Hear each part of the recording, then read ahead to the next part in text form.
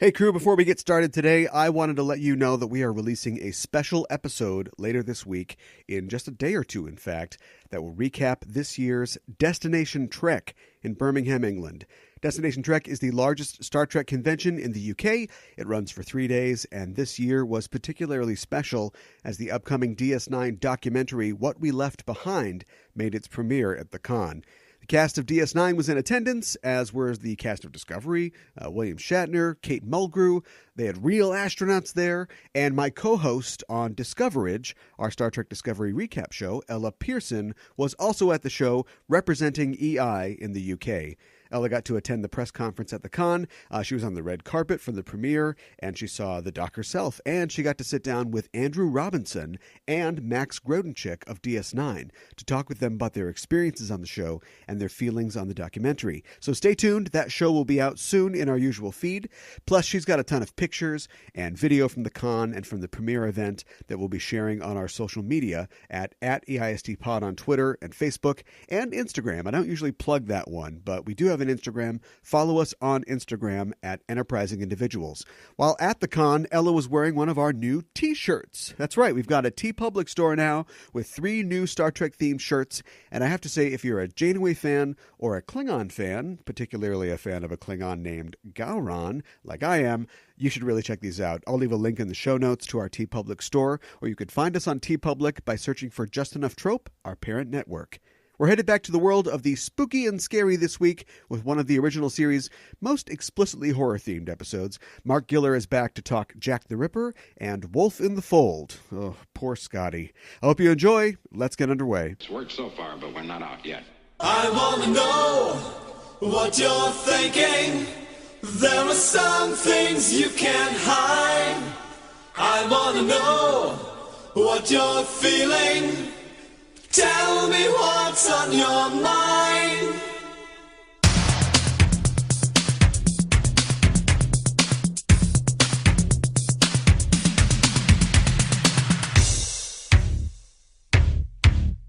Pure energy. Pure energy. Hailing frequencies open, and welcome to Enterprising Individuals, the Star Trek discussion podcast that boldly goes into excruciating detail about the series, characters, and stories of the Star Trek universe. I'm your host, Aaron Coker, a.k.a. Caliban, and the next time you're in the Beta Quadrant, why not visit the beautiful pleasure planet Argelius II? Argelius II, come for the belly dancers, stay because you're facing death by slow torture for a couple of fog murders. I'm joined again on this episode by Marc Giller, author of the futuristic thrillers Hammerjack and Prodigal. He also wrote the novella Revenant for the Seven Deadly Sins Trek anthology. Marc, welcome back to the show.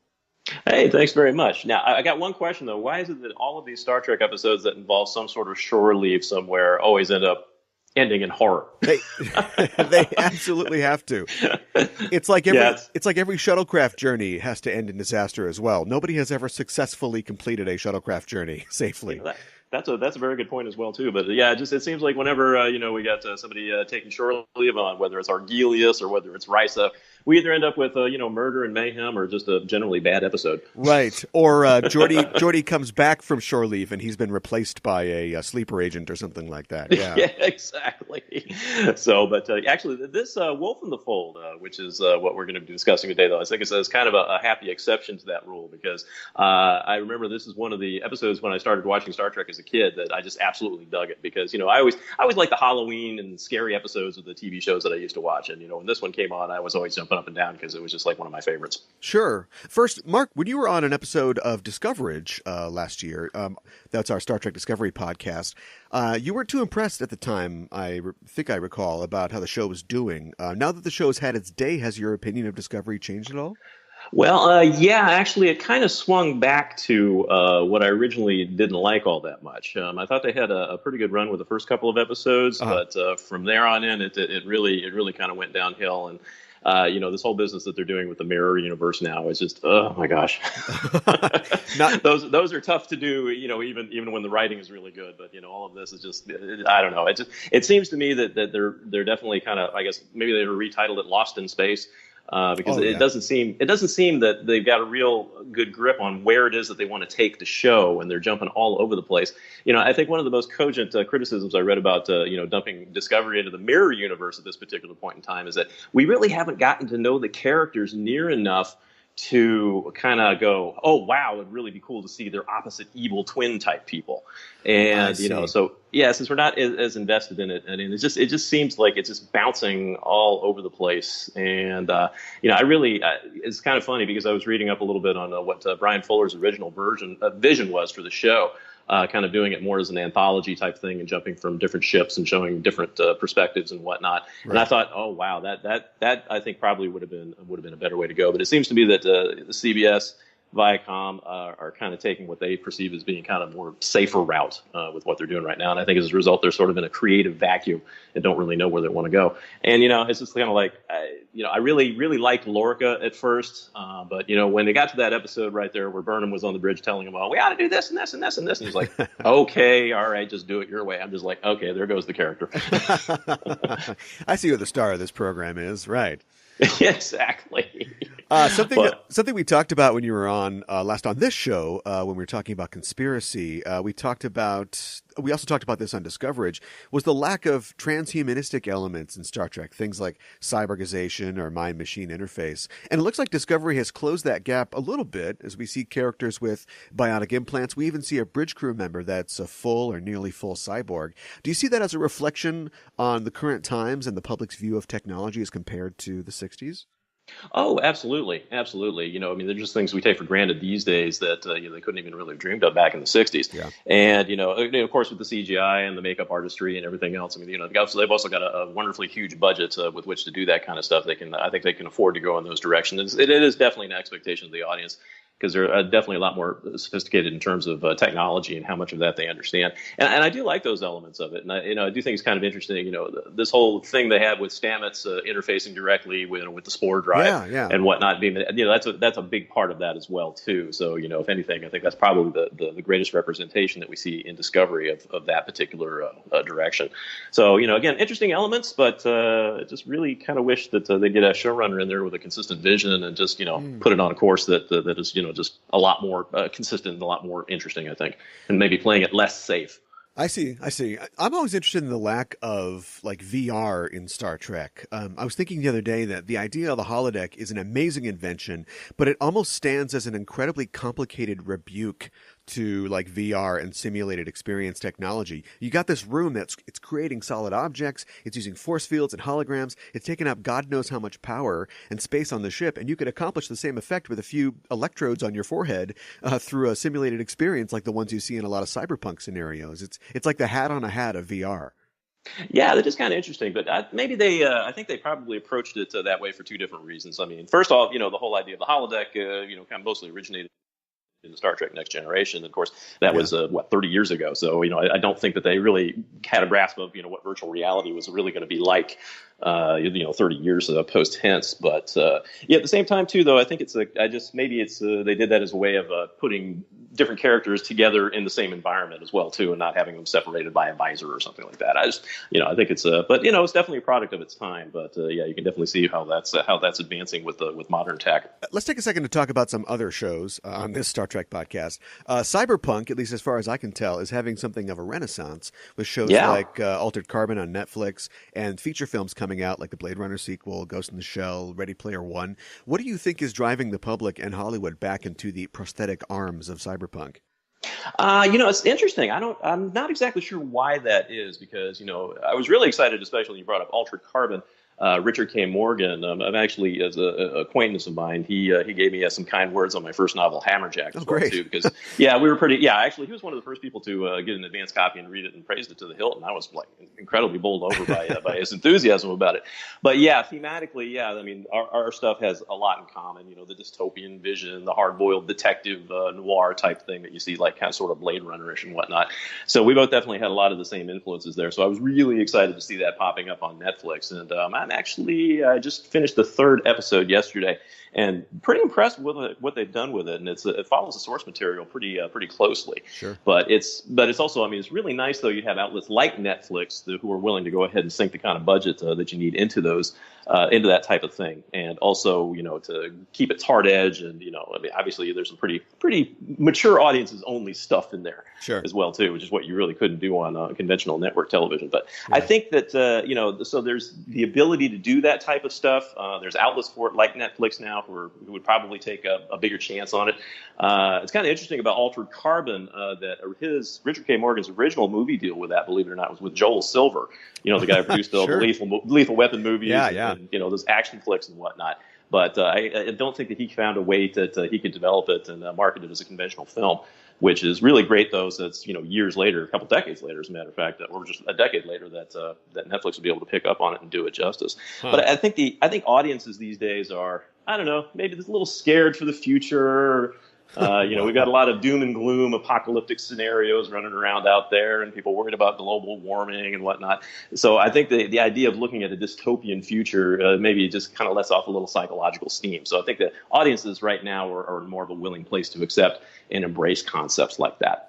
That's interesting, people sort of being afraid of the future. And I was thinking about the kind of difference between Trek, which is inherently a very optimistic and positive future, and that of something like Cyberpunk, which doesn't have to be negative and pessimistic necessarily, but definitely it stands in contrast to the idea that humanity will improve itself to this new level, where Cyberpunk basically says technology is going to change, but humanity is going to stay the same, and we're always going to have the same kind of social problems, and our heroes will probably have to fight against that. So maybe there is a sort of spirit of rebellion or sort of worry that is driving people to fiction like that right now.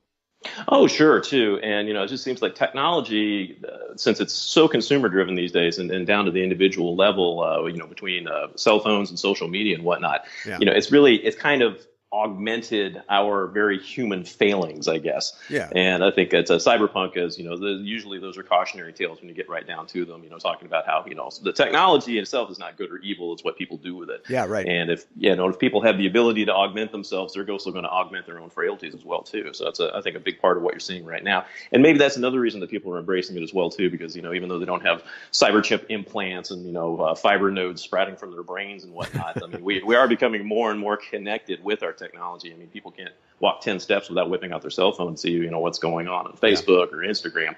So it's we're just kind of going in that direction. The technology maybe hasn't gotten there yet, but we can kind of see it from here. Going back to Trek, I've been reading through some of the Trek show Bibles recently, just for background for this episode and a couple other episodes of Enterprising Individuals.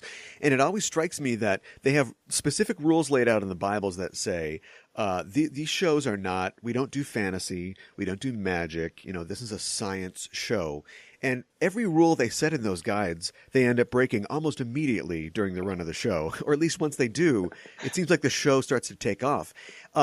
They don't do magic, like I said, they don't do swords and sandals and things like that. But before you even get out of the first season of the original series, you've got Shore Leave, you've got the Squire of Gothos with knights and men with magical powers. I mean, Sulu is literally holding a sword in the 4th episode. Yeah, it's kind of funny you mentioned that too, because years ago when I was pitching Star Trek books to Pocket, I got an episode guide and a Bible that they sent over to me that's from Star Trek: The Next Generation, Sure. And one of the things that they mentioned at the top of their list was no time travel stories. Yeah, right. And then, of course, at that point, Next Generation seemed like to have a time travel story every other week. So, yeah, which is kind of interesting. Yeah, they lay down those rules, I think, for outside writers who are pitching to the show. But, with the inside writers, maybe they get stuck for an idea like, all right, let's go ahead and, have Data's head pop off and we'll do a time travel story yeah, right. based around that. But they're not doing it every week, though. It's not like the time tunnel. Yeah, exactly. There are spooky elements in some Star Trek shows, and they've been used to great effect. And I was thinking about books and stories as well. The Borg are zombies, basically, and you use the Borg, of course, in your story Revenant. Yes. Yeah, and actually specifically from a horror standpoint right. as well, too. Because in that story, when I was developing that with Marco Palmieri, who was an editor at Simon & Schuster at the time, real nice guy, And he just was absolutely great because he gave me free rein to do pretty much whatever the heck I wanted. So, I started ratcheting up the horror elements and the graphic violence and, even the bad language. And it was like, yeah, keep going with it. No problem. I'm like, oh, great. It's like, I guess as long as I'm not dropping F-bombs, I'm okay. Sure. So, and I thought for sure that they were going to go ahead and dial that back. But, he understood what I was trying to do with that as well, too. So, I guess it was kind of my own little homage to some of the Trek episodes that featured horror as an outstanding element. And, it's basically kind of like a haunted house story in space. Instead of a decrepit old mansion, though, you've got a starship that was taken over by the Borg. And, Right. it's, people getting picked off one by one and, kind of a mystery surrounding exactly what's going on. So, but I love those trappings, and I really did. And I think one of the best compliments I ever got on that was somebody posted an online review and said, "This is the scariest thing I ever read." And I'm like, all right, they got it. Mission So accomplished. That felt pretty good. Well, this episode itself is something of a haunted house story. We're talking about the original series episode, Wolf in the Fold. It's the 14th episode of the second season of the original series. It first aired on December 22nd of 1967. It was written by Robert Bloch, who is a screenwriter and a horror writer who wrote the novel Psycho, which of course was made into a feature film by Hitchcock. Bloch also wrote 2 other episodes of the original series, What Are Little Girls Made Of? And Cat's Paw, both of which have a kind of spooky theme to them. This episode, like all of his Trek scripts, were adapted from his short stories, and this episode was adapted from a story called Yours Truly, Jack the Ripper, which was also adapted into an episode of the anthology series Thriller in 1961. The episode was directed by Joseph Pevney, a name that's been spoken quite often on this show. Before becoming a director, he was an actor himself, and he recommended Walter Koenig to Gene Roddenberry for the role of Pavel Chekhov, although he did warn Gene that Walter had the worst Russian accent he'd ever heard. The stardate for this episode is 3614.9, and your assignment, Mark, if you can, is to give us a 25-word synopsis of Wolf in the Fold. It was quite simple. Scotty, Kirk, and McCoy beamed down to the, I guess you could call it pleasure planet Argelius, as McCoy described it as having a totally hedonistic culture, and for some R&R, but it's more than that because Scotty had recently suffered an injury to his head from an explosion on board that had been caused by a woman. And since then, he had had a lot of resentful thoughts about women. So Kirk thought the best medicine for that in the galaxy would be to take him to a place with a bunch of beautiful women, so beautiful that he couldn't resist, and he would forgive and forget, and everybody would have a good time. But that didn't quite go according to plan. No, the plot thickens after that. Yeah, especially when a woman turns up dead and Scotty's standing over her bloody body with a bloody knife in his hand. So it just there's a lot of opportunities in this episode for social and kind of sexual political commentary that, being an episode made of TV made in 1967, I just pretty much gloss over. So that's not ever really explored. I mean, just because he got hurt, now he hates all women. Then later on, women are being stabbed to death, and it's like, oh boy, well, he did get hurt by a woman, so maybe it's him. Like, I'm not sure I would buy that in a modern perspective. Well, they did have the convenient medical explanation, though, of him having amnesia. So they not exactly sure. It's like possibly amnesia could have been caused by his hysteria at the time, or it could have been caused by his head injury, or maybe that also caused violent mood swings or whatnot as well too. So they do have a kind of a hokey explanation as to what's going on there to kind of thicken the mystery a little bit and not make it such an open shut case. This would have been like, yeah, he's guilty. Go ahead and send him off to an Argelian jail and get death by slow torture. Yeah, right. Exactly. I love that they're a hedonistic planet, but you do something wrong, slow torture. Here's a couple interesting facts from the memory banks about this episode. Tanya Lamani plays Kara in the episode, the belly dancer that doesn't make it out of the teaser, sadly. The makeup for the character was originally planned to be very elaborate, including feathers, even on her face, but director Pevney nixed those additions. She eventually performed her own choreography for the dance scenes, but she was required to cover her navel to satisfy the censors. That's all they had an objection to. The 15 stab wounds is fine, though. Yeah, exactly. Yeah, but we can't see a belly button. Yeah, no belly buttons, please. We are Star Trek. All the music in the episode is stock, that is recycled from previous episodes. The composer Gerald Fired. The composer Gerald Fried did write a track for Kara's dance scene, but the Vina dance music from the unaired pilot The Cage was used instead. This episode also features music written by Alexander Courage, the same composer who wrote the show's theme song. Courage withdrew from the series due to a disagreement with Roddenberry, but the music he wrote for the Rigel 7 scene in The Cage is used during the seance. Do you know the source of the disagreement between Courage and Roddenberry? I think it probably had mostly to do with Roddenberry penning some lyrics to the Star Trek opening theme so that he could have a claim on the royalties that Courage generated from that. And no, it's Roddenberry was definitely known as a nickel nurser, and he nursed every nickel he could out of the franchise. And again, it's his baby, so you can't blame him for that. But when you start playing games like that with other creative people, I can definitely understand why he'd be hacked off about that. I think he's out after that. Yeah, this is one of only 2 Scotty-centric episodes. The other one being season 3's The Lights of Zatar. The courtroom scene in this episode that essentially makes up the third act is 15 and a half minutes long, making it the longest scene in the series total. And I'm not saying it's bad, but I did at one point have that experience where I didn't really look at my watch, but I was like, wow, this has been going on for a long time. Like I'm into it, but this is we're not cutting away to the bridge or anything. This is a long scene. Yeah, honestly, I don't know how else they would have handled that, unless, maybe as a writer, I would have approached it where, they threw Scotty in jail and then it was up to Kirk and Spock to kind of, hit the streets of Argelius and try to solve the mystery. They take a recess from the court and they have to go explore, investigate.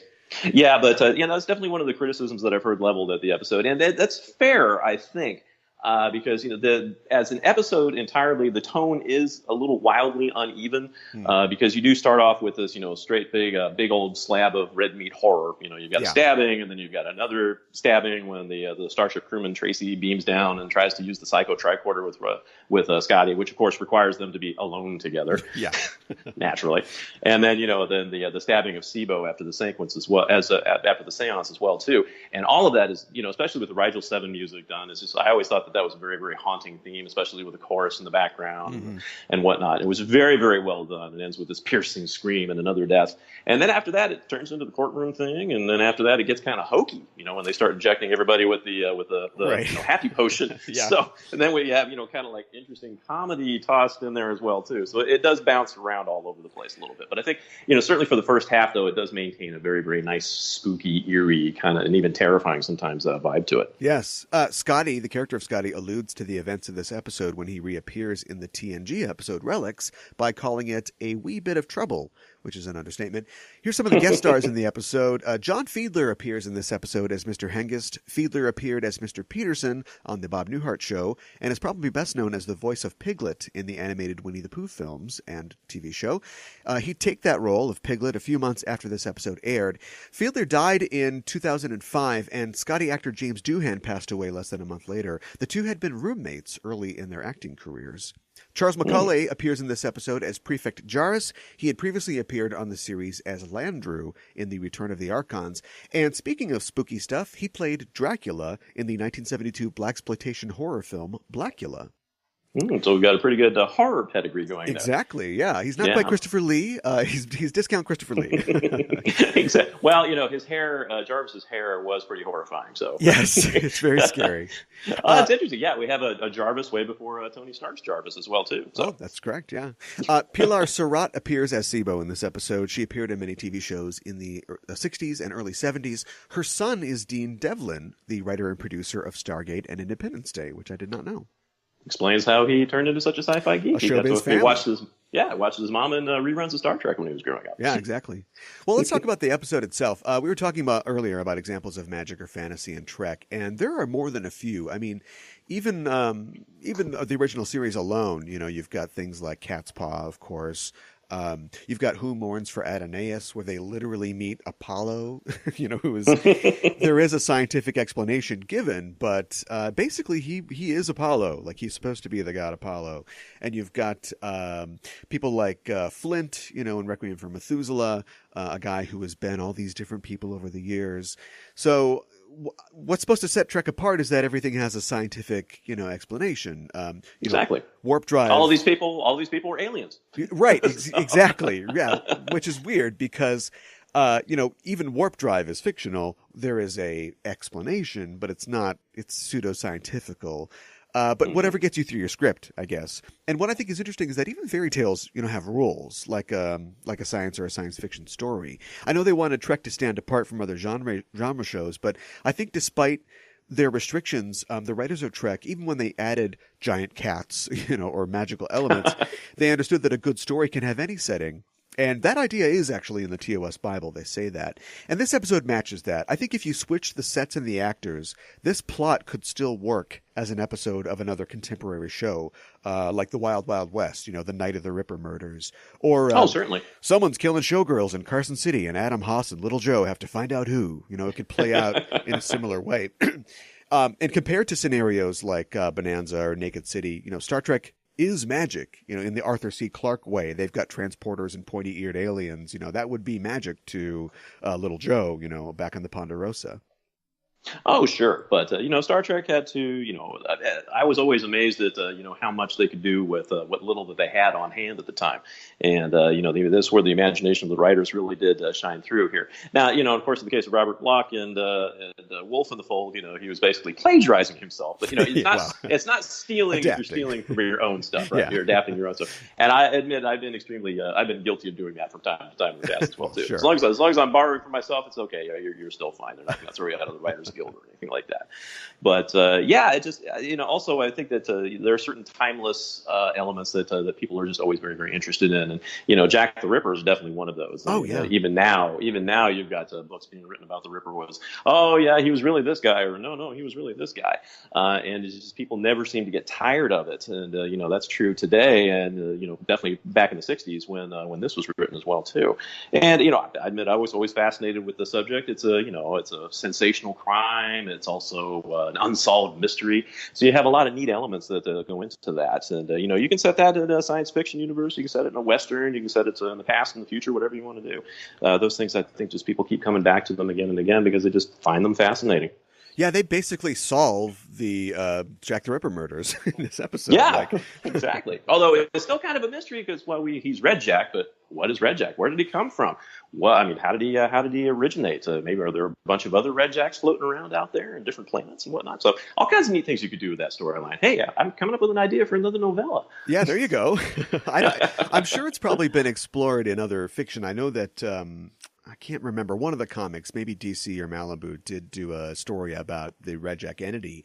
But I guess my headcanon or my sort of crackpot theory is that he seems to start on Earth, he kills several times on Earth before he moves out, and the episode explains that he's kind of moving in a straight line through space. So I think that the entity is like a changeling of some kind. He's an alien, or he's the offspring of an alien that starts on Earth, and as he kills and absorbs and feeds off this emotion, he sort of grows more powerful. And so ultimately over these span of centuries, he's heading in some direction. And I want to know, where is he heading? Is he heading to the home planet of the Red Jacks? Is he eventually going to complete this journey? And if we ever revisited this character, like in Next Generation or Discovery or something, we would definitely have a thing. It'd be like the crystalline entity, that destroyed Omicron Theta, Data's planet. We'd find out that, yes, this thing has continued to kill, but that's the way that it lives. And so we end up trying to not condone it, but protect it as it's just trying to get home.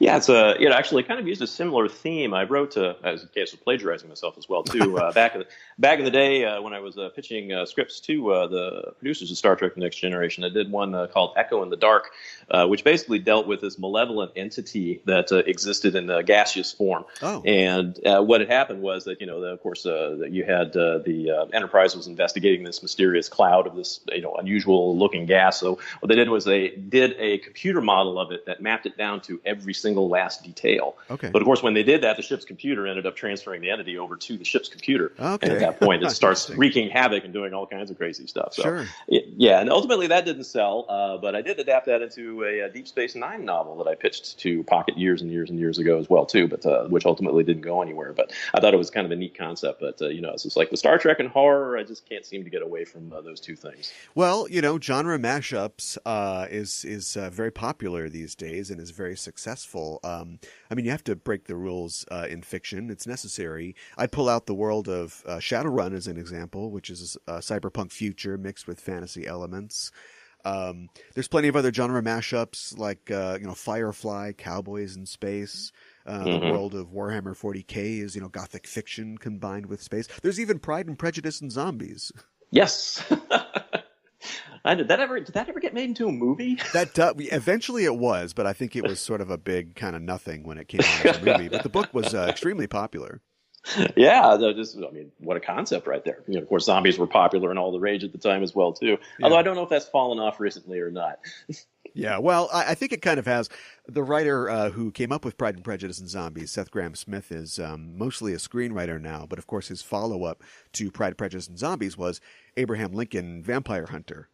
Yeah, and I remember that definitely got made into a movie that didn't go anywhere. And I think that's kind of pushing it a little. Like, we didn't know he was splitting rails to make stakes to kill vampires with. It's like, all right, we get it. Once you kind of seem like you're making fun of yourself, like you kind of lose the audience, I think. Yeah, well, still though, it's kind of fun though, and it's just like a trick or treat every single time I see something like that. And, yeah, even these days, if I see Star Trek pop up on a cable channel late at night sometime and it's Wolf in the Fold, I do my little happy dance and go, oh, of course I'm going to watch this, even if it's got commercials in it. I don't care. It kind of takes me back to the old days. Did you know that there was a Time After Time series on ABC?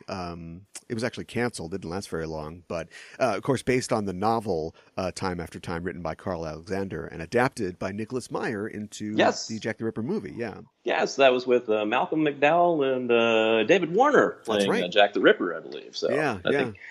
Yeah, it's like, well, gosh, I think even Annie Potts was in that movie. Was she the female lead? I forget. But anyway, that was a wonderful movie too. I enjoyed the heck out of that when I was a kid. I do remember watching this series. I believe it was on ABC, and it didn't last for very long, unfortunately. They just kind of went the way of the Night Stalker, which was another one that I really liked. In spite of all the cheese, but that was good stuff. Whenever you have a time travel scenario, it feels like, I'm not sure if it's necessary that you run into Jack the Ripper, or if that's kind of the beginning of the end, where it's like, all right, give me some historical plots here. Let's Ben Franklin, Jack the Ripper. Is it ABC? Is it ABC Timeless, the time travel show where it's kind of a quantum leapy thing? They're going back in time. Yeah, I'm sure at some point, if they haven't already, they're definitely going to run into Jack the Ripper. Oh, no doubt. Yeah, you have to throw that in there because everybody just loves Jack. I mean, he keeps popping up time and time again. I like the fact that Star Trek did decide to deal with Jack the Ripper, but they did it definitively. Like, they explained it in that way that we described, that everything has a scientific explanation, and that's pretty much it. They never really returned to this character. They never even mentioned this again. And at the end of the episode, everybody's like, great, let's go back to the Pleasure Planet. I know. It's like we have a dead crewman here. Can we at least take a little bit of time to, oh, sorry, Karen Tracy, you're a real good lady. All right, let's go party some more. Do you think those Argelians ever want to see the crew of the Enterprise ever again? Probably not. Humans show up and people start dropping dead in the streets. Forget it. Doesn't matter if you flash your little light. I'm not coming over there. I don't care. Yeah, I know. So it's like, they probably aimed a lot of swag the Argelians' way just to, kind of buy everybody off. Yeah, right. Exactly. We talked about time travel previously. Time travel, I think, is successful on Star Trek when it is used sparingly, as they did, early in the run of both TOS and TNG. And I would point to, yesterday's Enterprise as being one of, if not the most successful Star Trek The Next Generation episode ever. Oh, sure. I think, the wonderful thing about yesterday's Enterprise is the time travel works very, very well because it's just it's an element of the real story, which is, putting the Enterprise and the entire universe into the middle of a war with the Klingon situation, which was just absolutely fantastic. In fact, I always thought that, what they really should have done at that point is just kind of spun off in that direction and stayed inside the alternate universe for, at least a few episodes or maybe the rest of the season, because I think the possibilities with that were pretty amazing. Yeah. But that was absolutely probably the best example of time travel ever done in the series. And I don't think they ever quite approached that level. But again, it was just mainly because it wasn't about time travel. That was just simply an element of the story. Yeah. But I think that another one from the original series that I thought was extremely well done in terms of time travel was right at the very end of The Naked Time. Amazing episode, just packed full of emotion and a lot of action, and had some humor and parts in here and tragedy and everything, and just everything about the kitchen sink was thrown into that episode. And at the very end, where they're doing implosion and then end up going back in time for 3 days. It's like, oh my God, we have to live those 3 days over again. Just a very, very well done. But again, just tossed in at the very, very end is a small little element of the whole thing.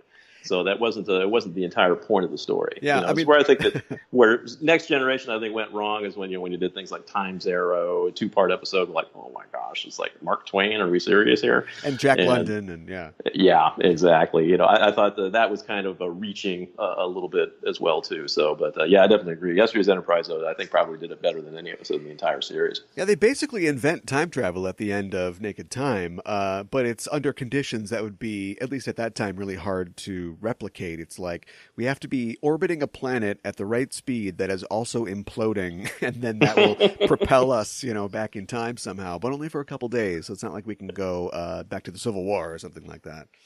Well, but then they kind of, when Tomorrow is Yesterday rolled around, though, they figured another way of going back in time. Well, accidentally. Yes. No problem. But they used it again, though, in, what was it? Assignment Earth. Yeah, Assignment Earth, and then also in Star Trek IV, The Voyage Home, too. Right. They used the slingshot thing to go back in time as well, too. So. Right. Well, other than those examples, when they use it sparingly, I think it works well. And generally, when Trek uses sort of magical or mystical or spooky elements, I think that when they're using it sparingly, it works well as well. You look at I was going to say some episodes of TNG. I'm not sure that these are successes necessarily, but you've got episodes like Night Terrors, which is kind of a... I liked Night Terrors. Oh, yeah? I thought, I love the mood in that show. The mood. By the end of the episode, it kind of petered out, but the atmosphere in that and the atmospherics they had. I mean, I thought in particular the scene where they had Beverly Crusher was in the morgue and all of those bodies just stood up.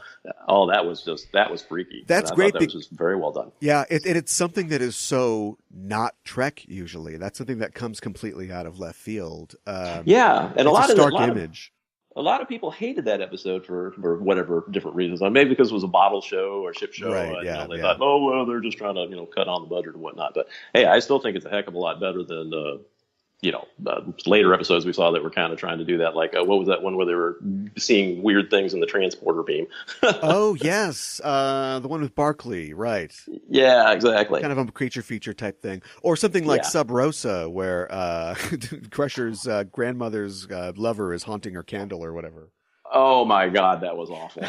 That was an example of them taking something like the Borg. They are zombies, basically, but we're recontextualizing it. But they just went, let's tell a Scottish ghost story. It's like, can you just let that be the Outer Limits episode of the reboot, of course, that it should be? It's more like the Harlequin romance. Yeah, right, a Scottish ghost story. And this is the thing, too, and I like Gates McFadden and I like Beverly Crusher's character very much. And I really, really wish they'd done more with her during the course of the series, but that definitely was not it. That was what I had in mind. Yeah, right. Other series used it somewhat sparingly as well, kind of spooky elements. Empok Noir is an episode of DS9, of course, where they go to like the abandoned sister station of DS9, and it's all creepy there. There's an episode of Voyager called The Haunting of Deck 12, which is more of I think a story told by Neelix, but it's still the idea of, haunted ships and the Flying Dutchman, that sort of thing is pervasive in nautical fiction, and so there's no reason that it couldn't end up in spaceships as well. Oh, sure, and they used the heck out of it in the Pirates of the Caribbean movies too. Yeah, no kidding. That's a good example. Oh yeah, all that's well and good too. And again, I just I think that they Star Trek probably ought to try to do more of that. So so maybe if Discovery does a horror episode, it'll get me back on board. They almost definitely will. I don't know if you've ever seen the episode of the animated series called The Magics of Megas 2. Yes. In that episode, if the listeners are unfamiliar, the ship meets a Lucifer type figure, and they literally go to a dimension of magic instead of science. So I get this at this point for the animated series, all bets are off. Screw it. Just write whatever you want. That's still not as trippy as the Infinite Vulcan, though. Oh, that's true. That is a weird Yeah, wasn't that the one with the 50-foot tall version of Mr. Spock or something? Yes, exactly.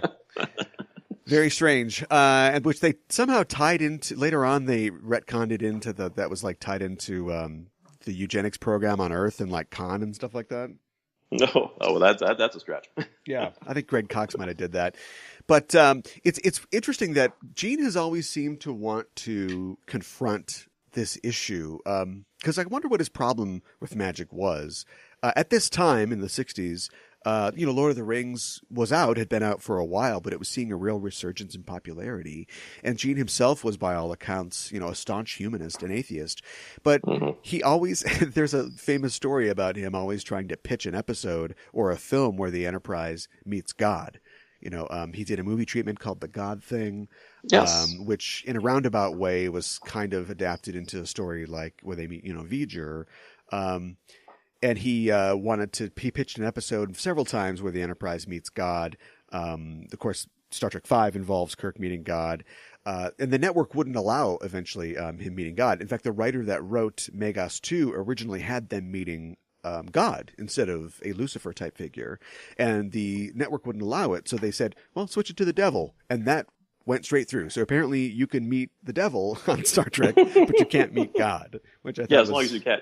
Oh, well, yeah. It's, they did. The network suits were always very, very gun shy about that thing. And back in those days, at least they didn't want to offend religious people by portraying something like, that's not God. God doesn't look like that. He's got a big, long, flowing beard, and, big, long, flowing. He looks like Moses. And it's like, no, then in a situation like that, you just can't win. You're always going to end up hacking somebody off. But, oh, my gosh. Well, that kind of reminds me, though. I don't know if you've ever read the story. I think it was one of Roddenberry's original treatments of Star Trek, the motion picture, I think, where he had Captain Kirk getting into a fist fight with Jesus on the bridge of the Enterprise.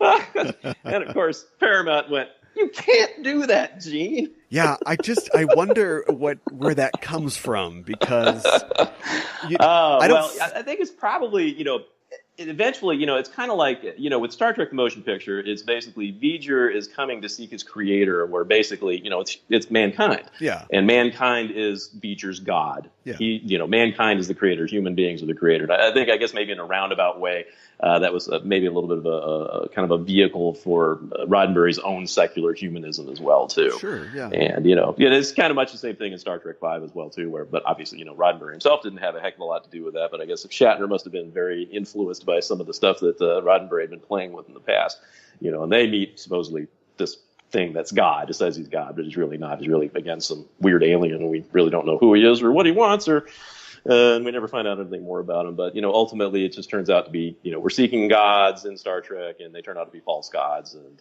I think, maybe it's just kind of him sort of pitching his atheism and secular humanism a little bit through those stories. I guess it's weird because he was never, as far as I know, and I could be totally wrong, really evangelical about his atheism.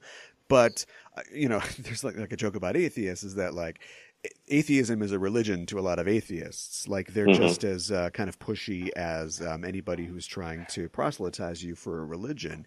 And he's never, and he never really was that, as far as I know. But it's funny that this is like his pet story that he's always trying to do, which is like us as humanity, finding God or finding a godlike figure and reconciling or questioning or being like, why did you create the world? Or, kind of confronting our creators, like you said. I like the idea of the secular humanism that humanity is pulling itself up by its bootstraps and we're always improving ourselves. But the net effect is that we don't really get a lot of exploration in spirituality in Trek, at least not through our human characters. The Klingons have their own religion and Vulcans have the religion of science, but it's kind of left for us to just kind of guess what the state of human spirituality is like in the 23rd and 24th century. Yeah, that's true. They don't really get into that too much, which is, and again, I honestly, I believe human beings are profoundly spiritual beings. And I think that there's a part of us inside of each one of us that is really seeking out God. And, it goes a long way toward explaining, people keeping their faith throughout the centuries and whatnot. And I think it's more than just, wanting to have some reassurances that you're not going to just, go black after you die and whatnot. I just think that, even people who profess that they don't believe in God sometimes are seeking out connections with other things in other ways and try to find that, whether it's in some kind of a cause or whether it's, veganism, vegetarianism, whatever. They're always trying to ascribe some kind of spiritual element. Maybe it's something that's missing in their lives that, even if they've shut out the idea of God, they still seek it in other things. So I just think that there's something, profoundly inherent about human beings to seek out God and to seek out a greater meaning, because, otherwise you just kind of start asking yourself the question, what's it all for? Yeah, seek out. That is a phrase that gets used a lot in Star Trek. and I think Exactly. it fits. Exactly. Before we move on from Jack the Ripper, I wanted to recommend to people, if they want to read what I consider to be one of the definitive Ripper stories, you should read the graphic novel From Hell. Not the movie! Don't watch the movie! Watch the Alan Moore Eddie Campbell, or read the Alan Moore Eddie Campbell graphic novel, which is really great. It's brutal, but it's very well researched and interesting. I didn't think the movie was that bad. Okay, well... It had very, very good atmosphere. I think that the production design on it was just absolutely gorgeous, absolutely beautiful. Just maybe a little bit thin on stories, but then again, and of course, I'm not an Alan Moore evangelist or whatnot. I've liked his stuff, but I know that he's absolutely hated every adaptation of his work that's ever been done. Yeah. So don't hold that against him. Yeah. But I always hear, speaking of creators not liking things that their creation spawns, you always hear that like, oh, Gene wouldn't have liked this, or Gene would have hated this. And I don't know if that's really true or not. He died in 91, I think before DS9 was really off the ground, but I always heard that he had sort of given his blessing to an early idea for the concept. And you'd have to imagine, he was a very possessive guy. He was very concerned about being successful, and even the success that he achieved wasn't necessarily enough for him. But I'd have to imagine, as a thinking intellectual guy, he would have signed off eventually, or would have come to terms with the expansion of his idea of Star Trek into other concepts, and other sort of settings in that universe. Yeah, well, it gets to the point where it got so big that no one person could have total. It's not like a Babylon 5 situation where you have J. Michael Straczynski. He's writing the whole thing, yeah. He's writing the whole darn thing from start to finish, and he had a beginning, a middle, and an end planned out, and then when it ended, and that was that. So we didn't have spin-offs or anything like that. Right. So, but with Star Trek, obviously, that went off in all kinds of different directions. Again, it's just no way in the world he would have been able to approve or disapprove of all of it. But I think with any creator, you're going to like some of the things that people do with your stuff. You're going to not like other things as well, too. I know that, he was Roddenberry was, from what I've read, definitely wanted at least during the original series run, and certainly when the motion pictures started coming out, wanted his fingerprints on everything. Yeah. As much as possible, and to the point where he was, rewriting Harlan Ellison. Who rewrites Harlan Ellison? Right. And obviously Ellison wasn't very, very pleased about that. And made that very, very well known. But so he could be, he could be a bit possessive. But again, it's his baby and his creation, and look at what it's become. For some good stuff, some bad stuff. It slips and falls, and sometimes you may even say it stumbles more than it runs. But in all, obviously there's something there that keeps all of us, including me and you, coming back to it because we're just fascinated by it and just really, really love it. We feel it with our hearts. Star Trek is kind of more than entertainment. It's kind of a lifestyle, I guess, in a lot of ways. Yeah, certainly, possibly even a religion. Maybe if they'd let Gene just write this stupid God thing script, or let him write his script where Kirk tries to prevent the assassination of John F. Kennedy or something, then he would have got it out of his system, and then we would have got some new, better, great scripts from him, like going forward. Sometimes you have to just purge something. I don't know, but I don't know if Star Trek could have survived a fight between Jesus and Captain Kirk. Boy, I don't know who I'm betting on in that one. Oh my gosh, yeah, there was that other story that he told too. It's like, I think one of the original openings of Star Trek: The Motion Picture, the first time you see Captain Kirk, or now Admiral Kirk, he's naked in a hot tub with some hot babe. So I was like, that would have been a very interesting Cinemax After Dark direction for Star Trek to take. Which kind of makes me wonder, oh my gosh, I don't know if you heard the rumors about Quentin Tarantino maybe directing the next film in the reboot series. Right. Boy, and giving it a hard R rating, boy, you can kind of imagine what direction that's going to go. Right, yeah. Jesus walks in on top of the water, and he's like, we're going to fight. Let's do this. Get out of that hot tub. I like the fact that this episode is kind of a locked room murder mystery as well, which is something that I'm trying to think and brainstorm, but I don't think it's been explored all that often on Star Trek. And that's an old saw that most shows or stories tend to go to. Oh, sure. And it kind of it was a way of sort of bottling the show up a little bit too, so it didn't get too outrageously expensive in terms of production design and whatnot. Yeah. That's the nice part about Argelius. It's so foggy you can't see anything. So you could have backdrops that look like cheap cardboard. Nobody's really going to know the difference. Right. But one thing I really wish they had been able to budget into the episode is that, I don't know if you ever read the James Blish adaptation of that particular episode. No. And I think in the original, and I think also in the original script for Wolf in the Fold as well too. Block had that scene where where they see all of those really wacky colors on the view screen when Red Jack escapes and gets into the ship's computer. Yeah. It was really supposed to be a vision of hell, of all kinds of Lucifer on the screen and naked women on backs of goats and all kinds of crazy fire and brimstone stuff.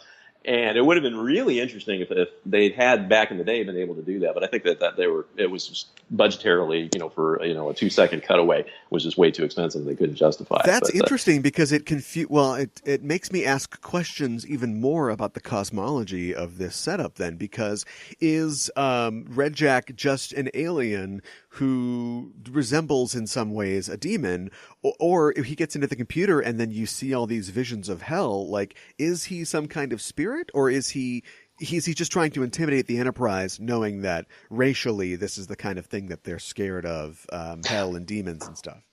Well, it would make sense. It's an entity that feeds on fear, so that you would know what really scares human beings at a primal level too. Sure, but he should have put 50 birds of prey on the view screen. That would have scared them. No, that just would have sent them to battle stations. I think what he's really trying to do is, get down deep into their psyche and, kind of poke them in places that are, deep that we don't tend to think about all that often. Yeah. And, and I think there's a lot of truth to that as well, too, because I don't know about you, but if you've read The Exorcist or seen the movie lately, that still gives me goosebumps because, just the very basic primal concepts of good and evil stripped down to their core is just something that's still amazingly frightening as well, too. And I think all of us respond to that. All of us are afraid of the same things. We're all afraid of death, but at the same time, though, I think there's some things that we're even more scared of. Yeah. And that's, what happens to my soul afterwards, or, this whole concept of, real evil in the world. And I think that's pretty universal.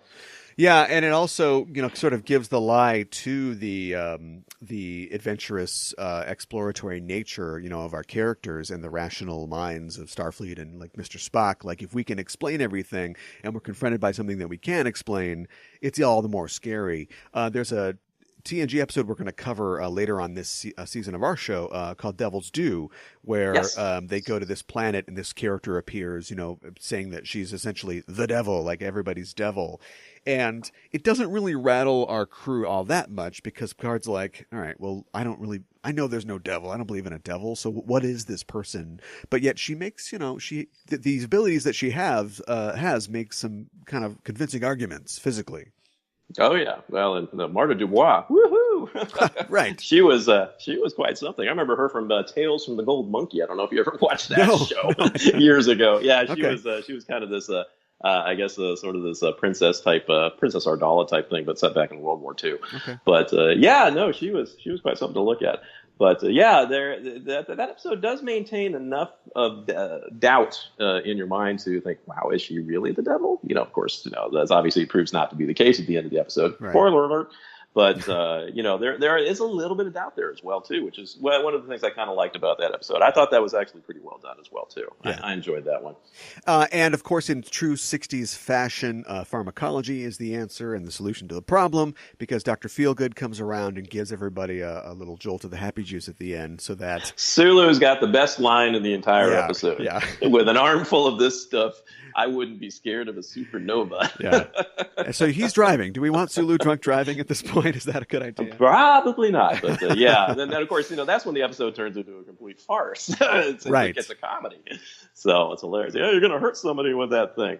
Yeah, it undercuts a little bit the fact that we basically have a zombie in this episode as well. We find out that Hengist is apparently dead. It has been dead the whole time, and he's being animated by Red Jack. And when he comes back and he's, I'll die, kill. It's not quite as chilling as it should be. Because everybody's laughing, but I think that's pretty much I think that's what they definitely intended, even though it is sort of a kind of clash in tone, because ultimately this is a humanist series, and we want to laugh at the ghosts and goblins and the spooks and the boogeymen. They don't hold that power over us anymore because we're rational beings. We are scientific beings that shouldn't scare us, and they take care of the problem by beaming him out on wide dispersal. Which I'm always surprised that they don't use wide dispersal more often. That seems like that would solve a lot of problems. You got a problem with a bad guy or a bomb that's going to explode? Just turn the beam on wide and spread it into atoms. No problem.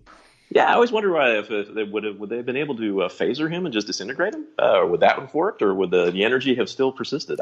Who knows? That's a good question. We never see like his energy form, even when he possesses the Enterprise, which also gives us sort of a haunted house feel in this episode. So it seems like they got a chance to go kind of fantastical, and they wanted to check all the boxes. So we've got a locked murder room mystery, we've got a ghost story, we've got a haunted house story, we've got a monster story, a zombie story. They kind of get it all done in one.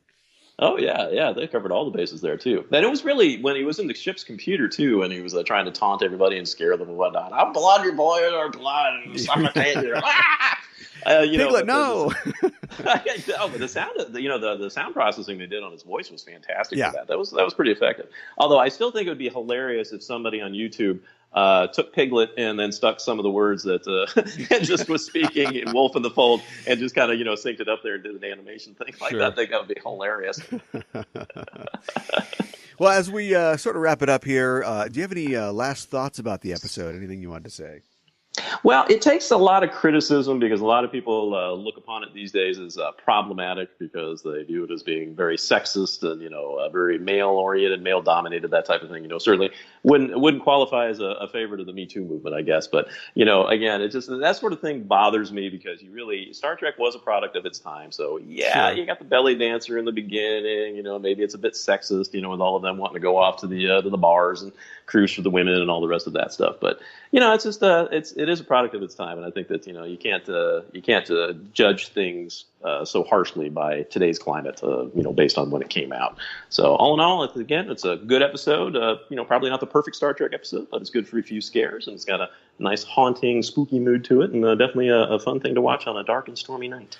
Yeah, I mean, those elements of it haven't aged particularly well, really, in regards to its sexual politics. I also like the fact that, Spock just lets us know that women get scared more easily, so they're weaker. It's like, okay, well, these elements of the show are something that we're not really going to carry forward into the future, but ultimately it's an episode where Jack the Ripper possesses the Enterprise, and I mean, that's pretty cool. So can't go wrong with that. Yeah, and I think it's healthy for the science-focused Trek to walk on the wild side once in a while and flirt with these fantastical or horror themes. It's cool. We didn't even talk about just plain old monsters, like the Horda or the Mugatu, monsters of the week. Which is sort of like a Frankenstein-y type of thing, or the Mummy. Maybe you can answer this question for me real briefly, though. Sure. Speaking of the Mugatu, did you ever see Zoolander? Yes. Will Ferrell's character, Mugatu? Yes. Looks like a Mugatu. Yes. Was that deliberate? Yes, I believe that is a specific allusion, and whether it was Stiller that wrote the script and he's a Trek fan, I mean, who's not a Trek fan, but yeah, I think that was definitely on purpose. Oh, that was funny. But actually, the monsters don't scare me nearly as much as the ghosts and the demons, that type of thing. Yeah. So, well, the last time you were on the show, you pegged Captain Kirk as your favorite captain. What mythical figure or monster would you like to see Kirk go up against? And we've already discussed Jesus Christ at this point. Oh, okay. Well, actually, it would have been nice to see him fight the rock monster he was supposed to fight in Star Trek 5. Right, but we had to wait for Tim Allen and Galaxy Quest to get that. Right. Yes. Well, he fought himself sort of in Star Trek 6, so that would have been that was a pretty good one as well too. That's true. But well, I guess we'll just stick with Jesus. We'll see who would win in a fight. Who would win in a fight, Jesus or Captain Kirk? This is so cheesy, but I'd like to see him go up against Dracula. Sure, Ooh. Dracula has magic powers, but he's also known for his intellect, so it'd be a battle of the minds. That would be interesting. And you have the scene where Kirk has to seduce Renfield to portray Dracula to give him an advantage. Not unless Renfield was a woman. Yeah, and a very fetching one at that. We'll recast that part. This is your second appearance on the show, which means that you receive a promotion from ensign to lieutenant junior grade. The last time you were here, you were assigned to the computer corps. Now, because 24th century computers can surely do multiple calculations simultaneously, like defining pi and streaming Netflix or what have you, what would your solution be if a murderous energy being possessed the ship? I would reboot the computer. Okay. Have you tried turning it off and turning it on again? Exactly. It's the first, since I work in IT, that's always the first thing I say. Try rebooting. I would try to get it into the Skype folder because all the problems that I have with Skype, I think that thing would be locked down forever. Or just, upload it to Dropbox and turn it into somebody else's problem. Yeah, right. Share it. Yeah, share it with everybody. That's a good idea. Lieutenant Giller, thanks for joining me to talk about Star Trek and the Star Trek universe. If people want to continue the conversation, and they can, at EISTPod on Twitter and the Enterprising Individuals Facebook page, where can people find you online? You can find me at www.hammerjack.net. That's great. And people can find your works, your other books on Amazon and other places like that? Yes. Most importantly, links to actually buy my stuff, which is always nice. Yeah, I will definitely include a link in the show notes. Thanks again for joining me. My pleasure. Thank you. We are signing off until the next mission. Hailing frequencies closed. It's on your mind.